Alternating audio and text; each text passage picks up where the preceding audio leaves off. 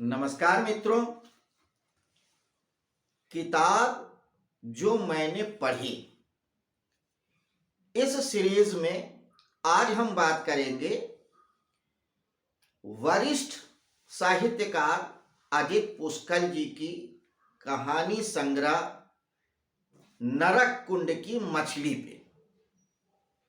यूं तो नरक कुंड की मछली बहुत पहले प्रकाशित हो चुकी थी, 1994 में, आज से काफी साल पहले। इस कहानी पे चर्चा करें इसके पहले आइए पुष्कर जी के बारे में कुछ बातें जान लें। अजित पुष्कर जी, जिनकी जन्मभूमि तो बांदा रही है, लेकिन कर्मभूमि प्रयागराज रही है। वर्तमान में ये अपने पुत्र के पास दिल्ली में स्थित हैं या रह रहे हैं। तो पुष्कर जी ने साहित्य में बृहद कार्य किया है और हर विधा पे कार्य किया है। कविताएं भी लिखी हैं, कहानियां भी लिखे हैं, नाटक भी लिखे हैं। बहुत से लोग तो इनको नाटककार के रूप में ही जानते हैं। घोड़ा घास नहीं खाता, प्रजा इतिहास रचती है, जन विजय, भारतेंदु चरित, जल बिन जियत पियासे, ये इनके चर्चित नाटक रहे हैं। नाटक पर इन्होंने बहुत काम किया है। प्रयाग के रंगमंच का इन्होंने इतिहास भी लिखा है।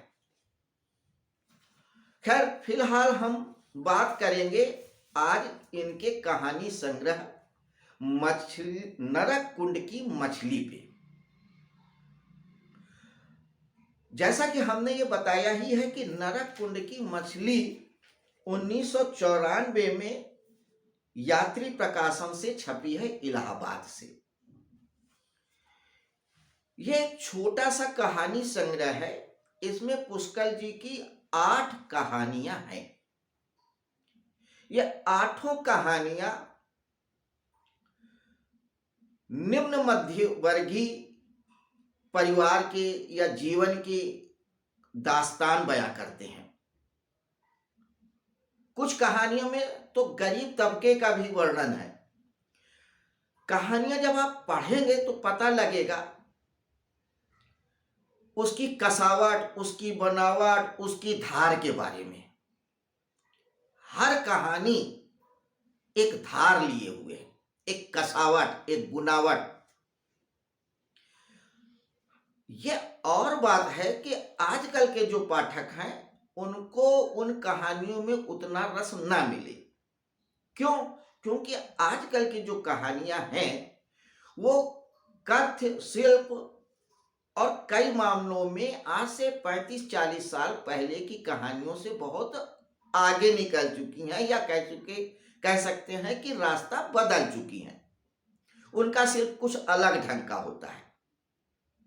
बावजूद इसके कि ये 30-40 साल पहले छपी पुस्तक या कहानियां आज भी प्रासंगिक है, अपने कथ्य, अपने धार और अपनी बात की वजह से।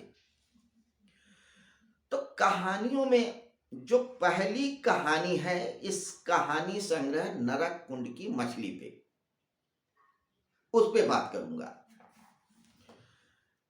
एक्चुअली नरक कुंड की मछली कहानी है एक उस स्त्री की जिसकी शादी गरीबी की वजह से अपनी उम्र से बहुत बड़े व्यक्ति से कर दी जाती है।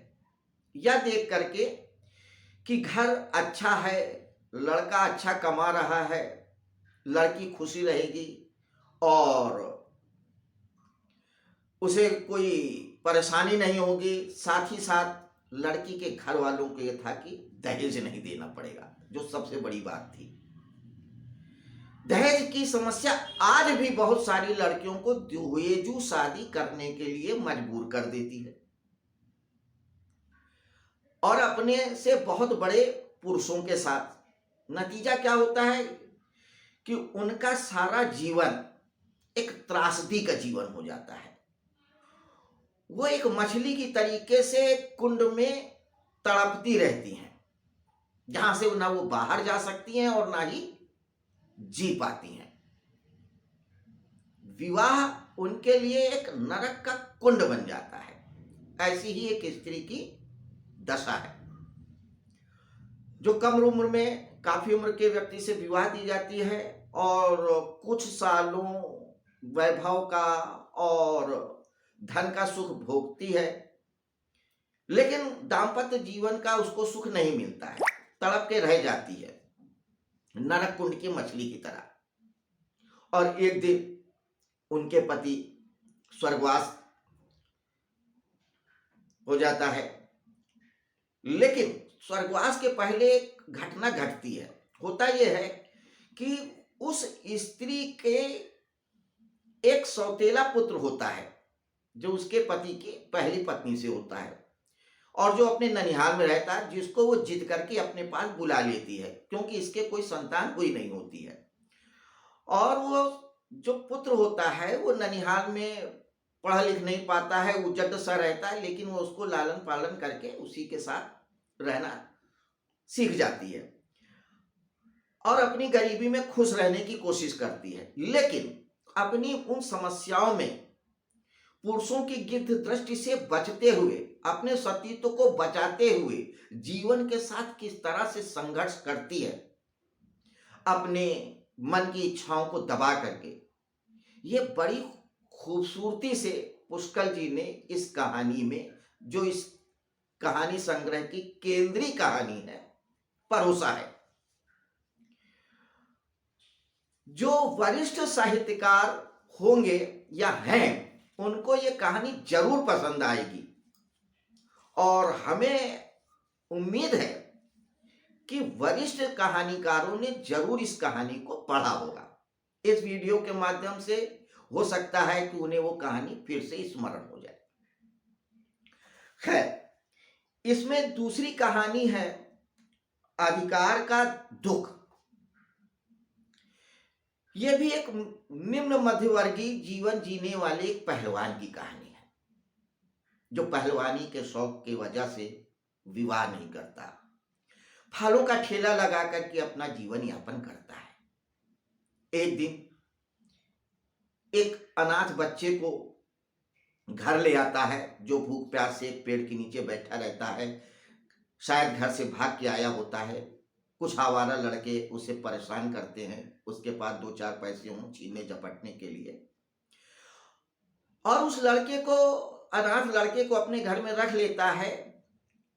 उसको फल वगैरह बेचने के लिए साथ ले जाता है, उसको व्यापार का हुनर सिखाता है, खाना बना के खिलाता है। धीरे धीरे वो पहलवान उस बच्चे के प्रति मोहासक्त हो जाता है और सोचने लगता है कि इसको मैं अपना बेटा बना के रखूंगा।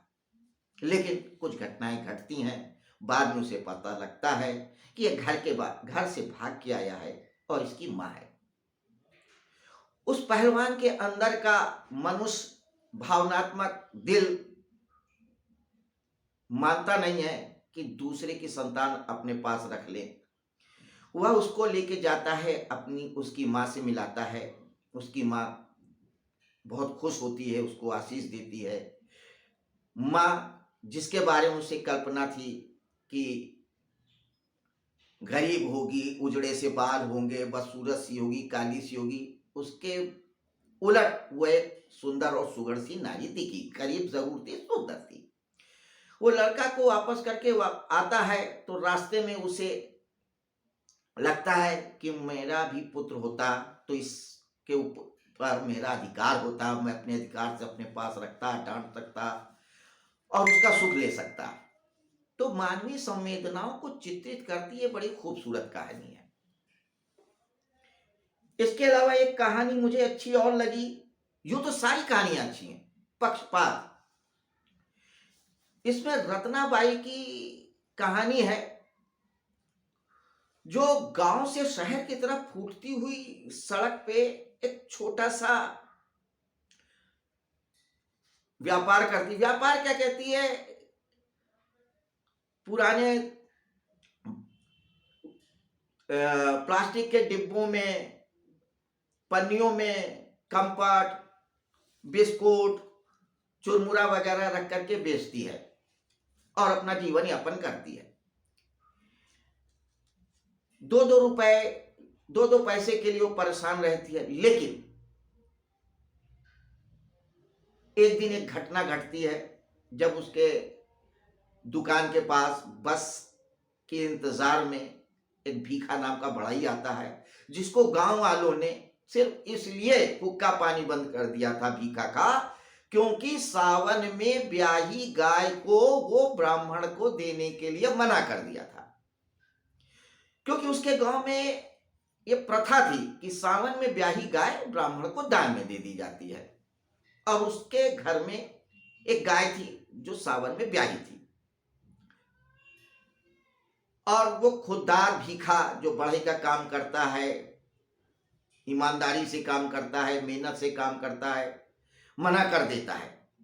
लिहाजा उसका हुक्का पानी बंद हो जाता है। कोई से बात नहीं करता, कोई से व्यापार नहीं करता, कोई उससे संबंध नहीं रखता, उसका व्यापार ठप हो जाता है।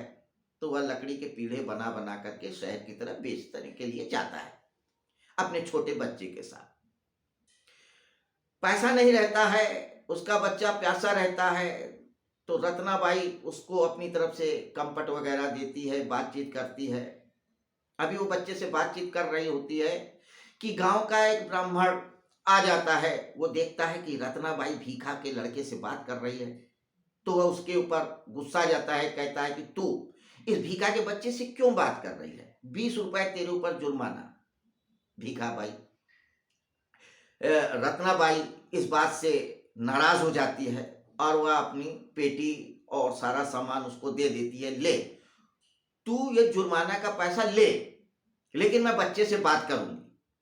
प्रतिरोध करती है, और फिर वो बच्चे से बात करती रहती है, और वो जो ब्राह्मण 20 रुपए उसके ऊपर जुर्माना लगाता है, क्योंकि उसने रत्नाबाई ने भीखा के बेटे से बातचीत किया था, जिसका हुक्का पानी गांव ने बंद कर दिया था।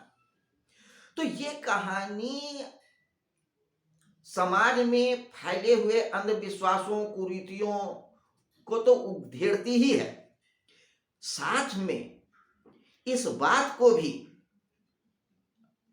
बिल्कुल डंका चोट के कहती है कि कई बार कम पढ़े लिखे लोग भी सही बात के लिए पूरी दृढ़ता से खड़े हो जाते हैं, और पढ़े लिखे लोग भी नहीं बोल पाते हैं, बुद्धिजीवी भी नहीं बोल पाते हैं, और अपनी खाल में दबे रह जाते हैं। तो इस लिहाज से भी ये प्रतीकात्मक रूप से ये जो कहानी इन्होंने कही है, पुष्कर जी ने पाठकों को झकझोर देने वाली कहानी कही है। इसके अलावा शहर में सन्नाटा सांप्रदायिक दंगों पर केंद्रित कहानी है, जिसमें सामान्य वर्ग किन किन परेशानियों को झेलता है, किस किस मानसिक दशा में गुजरता है, क्या शहर का माहौल रहता है, क्या लोगों की मनस्थितियां रहती हैं, क्या आर्थिक दशा होती है, और कैसा माहौल होता है, समाज में वो क्या प्रभाव देता है। बहुत सारे प्रश्नों को उठाती है और बहुत सारी विसंगतियों को दर्शाती है शहर में सन्नाटा कहानी।